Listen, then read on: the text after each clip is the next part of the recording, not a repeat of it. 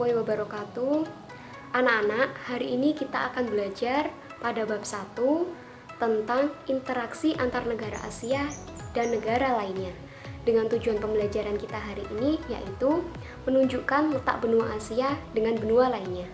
Nah, karena di sini ada kata-kata benua, harusnya kalian sudah pernah mendengar apa itu benua. Sudah tahu kan apa itu benua? Kemudian, kalian juga pasti sudah tahu ada berapa sih kira-kira benua yang ada di dunia ini? Dan apakah benar benua itu dulunya hanya satu daratan? Atau tiba-tiba langsung terpencar seperti ini? Terbagi beberapa daratan dan bagian yang dipisahkan oleh laut. Kira-kira bagaimana ya jawabannya? Yuk simak penjelasan saya berikut ini.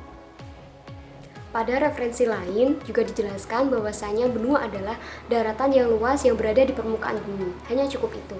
Jadi, kita harus bisa membedakan benua dan dunia. Jadi, kalau istilah benua yang digunakan secara geografi, yang dimaksud dengan benua, kalau ada di buku paket kalian ini adalah daratan, cukup daratannya saja. Jadi, daratan yang sangat luas yang berada di permukaan bumi, ya. Kemudian, kira-kira ada berapa sih benua yang ada di bumi ini? Di dalam buku paket kalian ini dijelaskan ada 5 benua di dunia. Yang pertama adalah benua Asia. Benua Asia sekitar meliputi di sini, daerah sini. Kemudian di sebelahnya yang masih satu daratan dengan benua Asia, yaitu ada benua Eropa yang meliputi juga negara Inggris, Spanyol, kemudian negara Belanda, Perancis, itu ada di benua Eropa. Kemudian ada lagi di sebelah selatan ada benua Afrika. Kemudian ada lagi ini benua Amerika. Ya, ada benua Amerika. Brazil ini pun juga termasuk dalam benua Amerika. Kemudian satu lagi benuanya sangat simpel dan kecil, yaitu benua Australia. Lalu apakah benar dulunya benua itu hanya ada satu di dunia ini? Jawabannya adalah benar. Benua jutaan tahun yang lalu memang hanya ada satu. Hanya terdapat satu daratan di dunia ini. Hanya ada satu benua yang disebut dengan benua Pangea. Dan karena proses pembentukan alam, kemudian benua-benua itu terpecah dan terbagi menjadi 5. Ya, itu kalau di buku paket ya. Tetapi menurut ahli geografi yang lainnya, ada yang mengatakan bahwasanya benua itu kemudian terbagi menjadi 7, 6, dan 5. Nah, akan tetapi yang kita lihat sekarang, kita berpatokan pada buku paket ini ya. Jadi kita akan mempelajari 5 benua yang ada di dunia. Karena tujuan pembelajaran kita adalah menunjukkan letak benua Asia dan benua lainnya, maka hal ini sangat berkaitan erat dengan yang pertama, letak astronomis, dan yang kedua, letak secara geografis.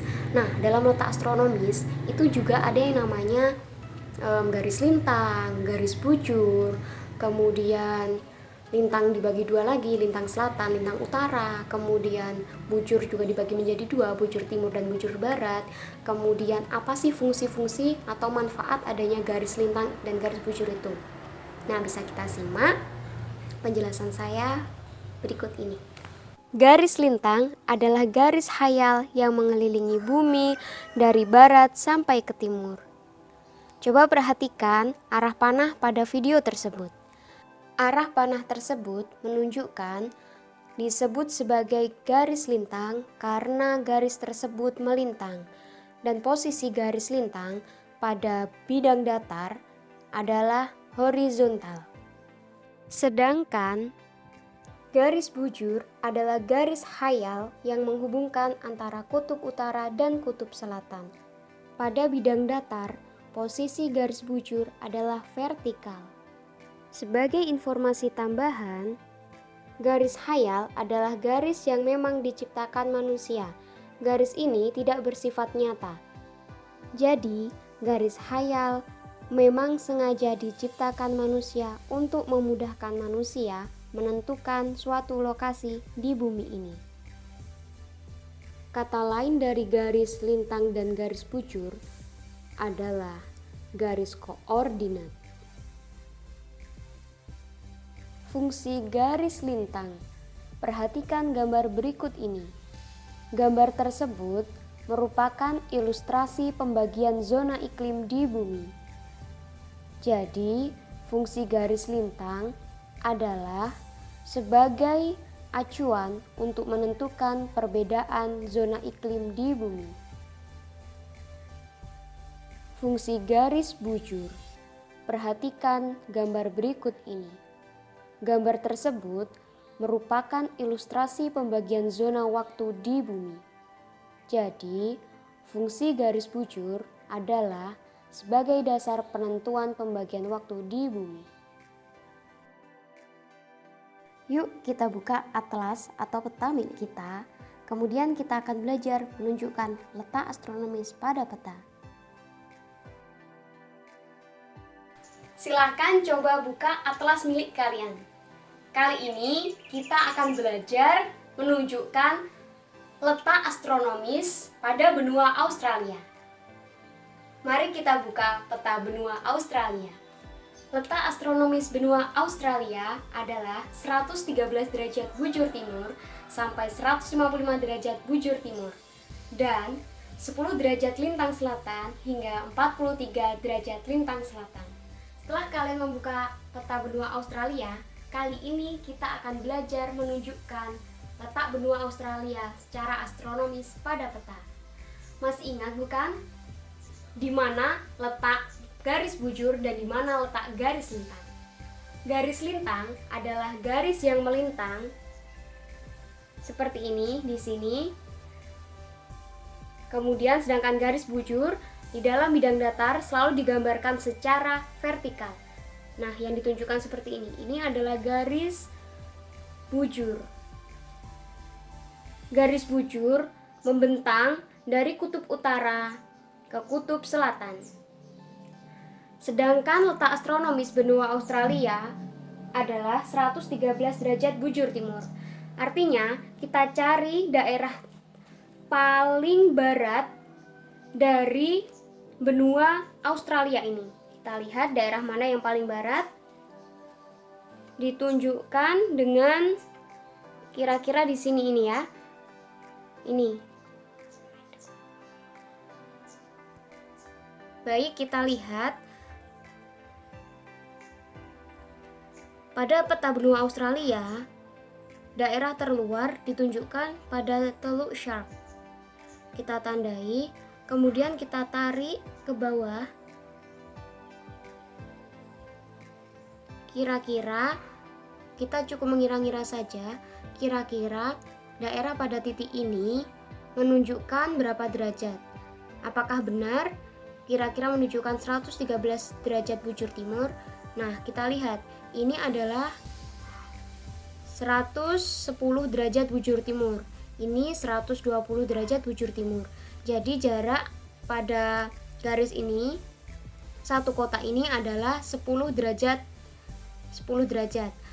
Kemudian, kalau cukup sampai di sini, garis ini, kita tarik dari Teluk Shark tadi ke bawah. Tinggal kita perhitungkan saja.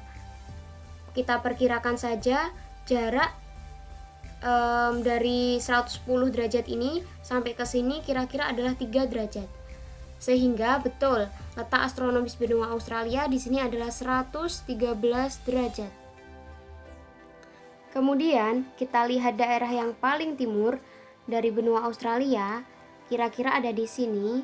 Kemudian kita tarik ke bawah, ini ada di Telaga Sandi. Kemudian kita tarik ke bawah, kira-kira tepat berada di sini. Ini ada kekeliruan ya, ini seharusnya 160 derajat bujur timur. Artinya kalau ada di tengah-tengah, berarti jarak per kotaknya hanya 10 derajat, di tengah-tengahnya berarti 5 derajat. Artinya daerah paling timur di benua Australia berada pada titik 155 derajat bujur timur. Sama halnya seperti garis bujur, untuk menunjukkan atau untuk melihat garis lintang, kita lihat daerah paling utara dari benua Australia, yaitu di sini, di Pulau Bank. Kemudian kita tarik garis ini, kira-kira berada di sini. Kemudian masih sama, per kota ini per kota ini jaraknya adalah 10 derajat. Kalau daerah sini kira-kira kita anggap saja daerah ini adalah 5 derajat, sehingga letak astronomis benua Australia jika dilihat dari garis lintangnya ini menunjukkan 10 derajat lintang selatan. Kemudian ke bawah, turun ke bawah, kita lihat daerah paling selatan dari benua Australia adalah berada di Pulau Tasmania. Di sini terletak di daerah Southport. Kemudian daerah sini kita tarik karena ini hampir sejajar dengan garis yang ada di bawahnya. Kira-kira garis ini karena hampir mendekati 45 derajat, kita anggap saja letak lintang pada benua Australia pada sisi ini adalah 43 derajat lintang selatan. Bagaimana anak-anak? Apakah kalian sudah paham? Setelah kita belajar letak astronomis, saatnya kita beralih belajar letak geografis.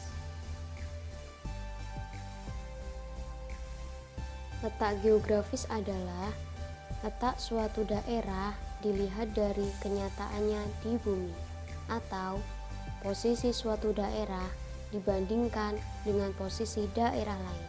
Perhatikan gambar berikut. Batas-batas benua Australia. Batas sebelah utara